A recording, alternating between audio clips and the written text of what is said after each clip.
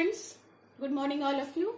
Dear students, I hope you are all fine, you are healthy because you are at your home. Okay, so don't go outside your home, stay home, stay safe. Okay, so we are going to continue the chapter, that is microorganisms. Okay, so we have learned about the different groups of microorganisms, bacteria and bacteria, algae, fungi, protozoa and viruses. Now today we are going to learn about the economic importance of microorganisms. Okay, basically the beneficial side of these microorganisms. ठीक है, तो जो बहुत सारे basically हम चार की बात करेंगे. ठीक है, चार में भी हम सिर्फ बैक्टीरिया फंगी की बात करेंगे और कुछ एल्गी हो सकते हैं, बिकॉज वायरसेस हमारे लिए किसी भी तरह से बेनिफिशियल नहीं है और प्रोटोजोन्स में भी कुछ हो सकते हैं बट होते नहीं है. ओके, सो बेसिकली जो थ्री है बैक्टीरिया फंगी एंड एल्गी, तो ये हमारे लिए इम्पोर्टेंट, इनका कुछ इम्पोर्टेंस है हमारी लाइफ में. ठीक है, हमारे लिए कुछ ह्यूमन वेलफेयर भी है इनका. ओके, सो फर्स्ट है इन food industry. Okay, food industry, खाने की इंडस्ट्री में जैसे कि सबसे पहले है कि इन मेकिंग कर्ड. ठीक है, सो दूध से दही बनाने के प्रोसेस में एक बैक्टीरिया का यूज होता है. ठीक है, तो there is a bacteria which convert milk into curd. ठीक है, this bacteria name is lactobacillus. Okay, so lactobacillus bacteria जो होता है वो दूध को दही में बदल देता है. ठीक है, एंड यू नो कि by the churning of curd we can obtain butter. ठीक है, तो इस तरह से वो हमें खाने के हमें प्रोडक्ट्स मिल रहे हैं. तो करते कैसे हैं, कर्ड को बनाते कैसे हैं. ठीक है, वैसे तो कर्ड जो होते हैं वो आपके अगर थोड़ा सा भी कर्ड है तो वो दूध में डाल के बना लेते हैं. तो जो मतलब अगर बिना उसके कर्ड के बनाना चाहें, ठीक है, तो क्या करते हैं, दूध को जो होते हैं आपके milk is heated at 237 degree Celsius. ठीक है, 1 spoon of curd is mixed with the milk as a starter. ठीक है, तो उसको मतलब उसमें डाला जाता है, कर्ड को डालते हैं और टेम्परेचर पे उसको छोड़ देते हैं. मतलब नॉर्मल ऐसे रूम टेम्परेचर पे जो है वो, अगर फिर भी उसको कितना टाइम चाहिए, आई थिंक 5 to 6 आवर्स चाहिए उनको ग्रोथ के लिए. ठीक है ना, वो ग्रोथ कर जाते हैं. नेक्स्ट है आपका मेकिंग चीज. ठीक है, चीज बनाने में यूज किया जाता है. तो जो लैक्टिक एसिड बैक्टीरिया होते हैं जो कि मिल्क को सौर मिल्क में कन्वर्ट कर देते हैं. अगर हम मतलब बिना ही दूध को बिना बॉयल किए हुए दूध को वैसे ही छोड़ देंगे, ठीक है, तो आप देखोगे उसमें से वाटर एंड जो आपका प्रोटीन होता है मिल्क का वो सेपरेट हो जाएगा, व्हाइट पार्ट और वाटर सेपरेट हो जाएगा. ठीक है, तो इससे क्या होता है, बोलते हैं दूध फट गया है.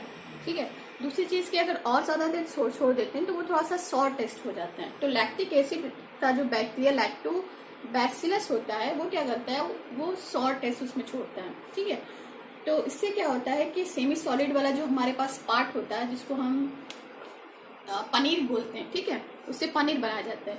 उसको फिर चीज में कन्वर्ट कर दिया जाता है. ठीक है, चीज है, पनीर चीज में कन्वर्ट किया जाता है, पनीर बनाया जाता है और डिफरेंट फ्लेवर्स और एरोमा डाल के उसका टेस्ट चेंज किया जाता है. Okay, now next is making wine, beer and vinegar. ठीक है, मतलब शराब है, वाइन बनाने में, बियर बनाने में, रम, मतलब जितनी सारी जो बीवरेज होते हैं लिकर, उनको बनाने में यूज किया जाता है. कैसे बनाते हैं, ठीक है, उसमें एक फंगी है east. East is use for commercial production of alcohol and wine from fruit juices. ठीक है, तो फ्रूट्स को रखते हैं, फ्रूट्स में जो है आपका छोड़ देते हैं ताकि उनमें बैक्टीरिया, मतलब फ्रूट जो होते हैं वो रॉट हो जाए, उनमें बैक्टीरियल ग्रोथ हो जाए, उनमें ईस्ट डेवलप हो जाए. तो उससे क्या होता है, वो सड़ने लगते हैं और उसका जूस निकल जाता है. ठीक है, तो वो जूस या फिर डायरेक्टली जूस से बना सकते हैं. ठीक है, जूस में है आपका वो डाल देते हैं, ईस्ट डाल देंगे तो ईस्ट जो होगा वो जूस को थोड़ा सा आपका मतलब उसमें ग्रोथ करेगा और उसको अल्कोहल में चेंज कर देगा. ठीक है, तो this process is called fermentation. That means कि the conversion of sugar into alcohol is called fermentation and it is discovered by Louis Pasteur in 1857. ठीक है, तो जो बैक्टीरियाज एंड जो फंगी जो कि ईस्ट है वो क्या करता है, जूस को, बेसिकली जूस में शुगर होता है, तो शुगर को क्या करता है, अल्कोहल में कन्वर्ट कर देता है and this process is called fermentation. Okay, ना पिकल्स बनाने में यूज किया जाता है, for to improving flavours of butter उसमें यूज किया जाता है, एंड फॉर मेकिंग बीवरेज. ठीक है, बीवरेज दैट मीन्स कि भाई आपका कॉफी है, टी लीव्स में भी इनका यूज किया जाता है. Okay, now next one is कि preparing dough for idli, dosa and dhokla and bhaturas. ठीक है, ढोकला नहीं, भटूरा भी बनाने में किया जाता है। ठीक है, तो आप देखोगे कि इडली और इडली डोसा का जो बैटर होता है, ठीक है, वो थोड़ा सा फ्लफी होता है। क्यों? उसको क्या करते हैं, जो बैटर बनाते हैं इडली का, तो उसको छोड़ देते हैं टू फर्मेंट। आपने सुना होगा कि उसको 7-8 घंटे तक छोड़ देते हैं कि वो फर्मेंट हो जाए। फर्मेंट मतलब कि उसमें फिर मतलब कि जो बैक्टीरियल ग्रोथ हो जाए और वो उसको फ्लफी बना दें। ठीक है, तो इससे क्या होता है कि आपका जो डो होगा वो बहुत फ्लफी हो जाता है और उसमें थोड़ा सा टेस्ट भी आ जाता है। ओके, तो ब्रेड जो बनती है वो भी इसी प्रोसेस के थ्रू बनती है, और वो तो इंडस्ट्रीज मतलब ब्रेड इंडस्ट्री में बनाया जाता है। उसमें स्पेशली ईस्ट का यूज किया जाता है। मतलब डो, बहुत ज्यादा डो रखते हैं और उसमें ईस्ट पाउडर डाल देते हैं और उसको कुछ देर तक छोड़ देते हैं। तो वो डो क्या होगा, जितना साइज होता है उसका डबल साइज हो जाता है, यानी कि बहुत फूल जाता है। होता कैसे है कि भाई डो में क्या होता है, बेसिकली वो फ्लोर होता है। फ्लोर में आपका कार्बोहाइड्रेट है, कार्बोहाइड्रेट शुगर को बोलते हैं। तो जो ईस्ट और बैक्टीरियाज होते हैं वो शुगर को क्या करते हैं, आपका अपने रेस्पिरेशन के लिए यूज करते हैं, उससे एनर्जी प्रोड्यूस करते हैं। ठीक है, तो एनारोबिक रेस्पिरेशन में क्या करते हैं, शुगर को बदल देते हैं, यानी कि शुगर से अल्कोहल और कार्बन डाइऑक्साइड रिलीज होती है। ठीक है, तो बहुत ज्यादा अल्कोहल उसमें नहीं होता क्योंकि वो प्योरली शुगर नहीं होता है। ठीक है, उसमें क्या होता है कि जो अल्कोहल थोड़ा सा टेस्ट आता है उसका। ठीक है, और कार्बन डाइऑक्साइड क्या होता है कि जो फ्लोर्स के बीच बीच में गैप होता है उसमें कार्बन डाइऑक्साइड गैस फिल हो जाती है, इसकी वजह से वो आपका साइज में बड़ा हो जाता है। ठीक है, क्लियर ना? कुछ जो आपके माइक्रो ऑर्गेनिज्म्स होते हैं वो एज अ फूड यूज किए जाते हैं, लाइक एल्गी और फंगी। ठीक है, तो फंगी जो आपका मशरूम, आपने नाम सुना होगा कि मशरूम की सब्जियां बनती हैं। तो फंगी में mushroom is edible mushroom is edible. Okay, and algae में जो होती है बेसिकली जो सी एल्गी होते हैं, ठीक है, सी वीड्स उनको बोलते हैं, जो सी में होते हैं, तो उनको जो है एज अ फूड यूज किया जाता है। ठीक है, उससे कुछ यूजफुल प्रोडक्ट्स भी मिलते हैं, जैसे कि आपके आप एगार एगार है, उसको लैब में यूज किया जाता है। ठीक है, लैब में यूज किया जाता है। और दूसरी चीज की अगार अगार का यूज किया जाता है जेलीज और पुडिंग्स और आइसक्रीम बनाने में। ठीक है, मतलब थोड़ा सा उसको थिक करने के लिए अगार अगार यूज किया जाता है। And some algae are used as the food for cattle. ठीक है, कुछ एल्गी जो होते हैं वो कैटल यानी कि जो हमारे घरों में जो जानवर वगैरह हैं, पेट एनिमल्स, उनके लिए यूज किया जाता है खाने के लिए। ठीक है, कुछ जो होते हैं उनको सैलेड के फॉर्म में यूज किया जाता है। और कुछ वो है, एक एल्गी है जिसका नाम क्लोरेला है। ठीक है, वो बहुत ही ज्यादा उसके अंदर प्रोटीन होता है। तो सिंगल सेल्ड एक एल्गी है क्लोरेला, उसको ग्रुप में मतलब ऑब्टेन किया जाता है। वो बहुत ही प्रोटीन का बहुत रिच सोर्स होता है। ओके, तो उसको खाने से प्रोटीन मिलता है ना।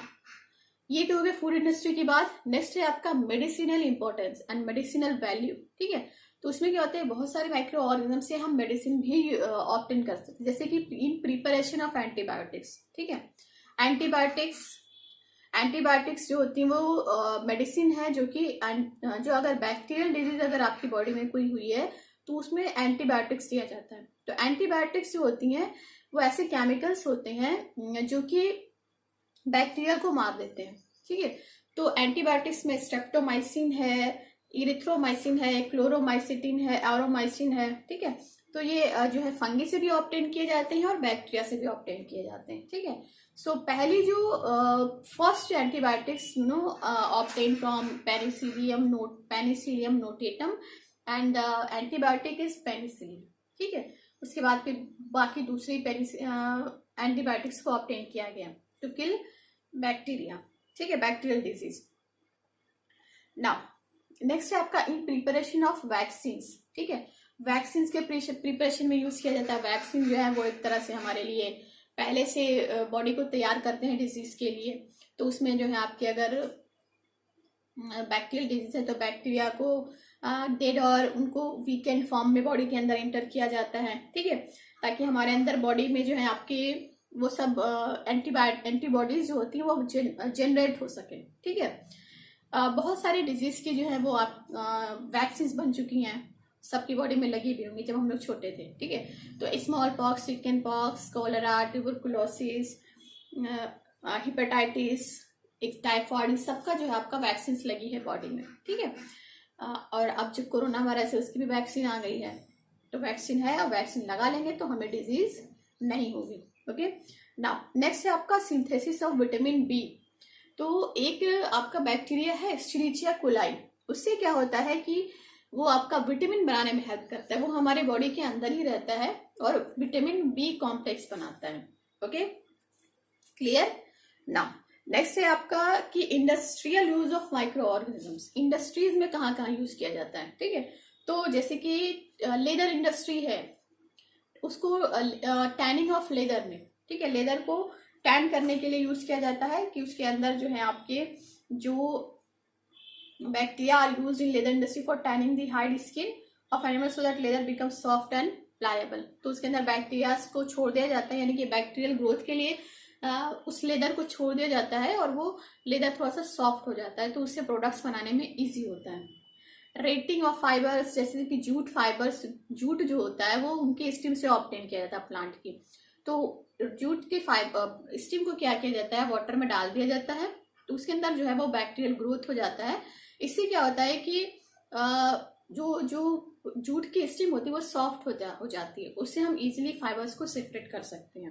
ओके, क्लियर ना। अब है कि बहुत सारे माइक्रो ऑर्गेनिजम्स जो होते हैं वो आपके हमारे एनवायरनमेंट को क्लीन करने के लिए यूज किए जाते हैं, सीवेज ट्रीटमेंट के लिए यूज किए जाते हैं। So micro organisms and cleaning of environment, ठीक है। तो माइक्रो ऑर्गेनिज्म जो होते हैं वो सीवेज को मतलब सीवेज डिस्पोजल में भी हेल्प करते हैं।